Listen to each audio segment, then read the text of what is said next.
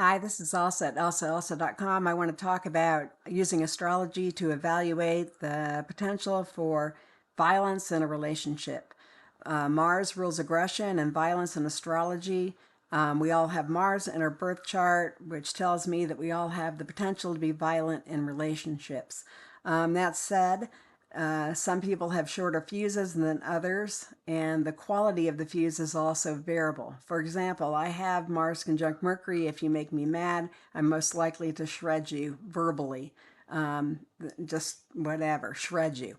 In comparison, my husband has Mars with Saturn, and with him, it's just broken jaw, no words needed. On the face of that, it sounds like he's more dangerous than I am, but that is a myth. Because if somebody like my husband is using their energy to protect you, you're going to be very safe. So it's a matter of Mars is raw male energy, it's prowess, potentially. If somebody like my husband has control of their Mars energy, it's not dangerous at all.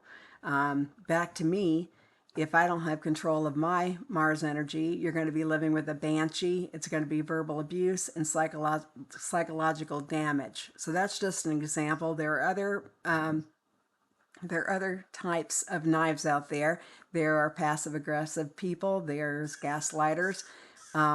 There's even betrayal that's violent, like, oops, I just slept with your best friend. Okay, there's all kinds of knives out there. So the first thing, forget about how you're going to interact. I mean, just the first thing to do, I'll put it this way. I've had enough abuse in my life. I don't want anything to do with anybody who doesn't have a hand. I'm talking about friendship, anything.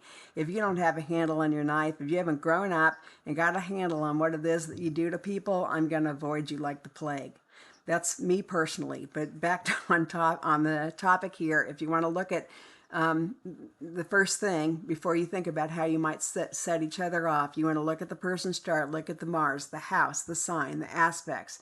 If you make this person mad, when you make this person mad, how are they going to go off?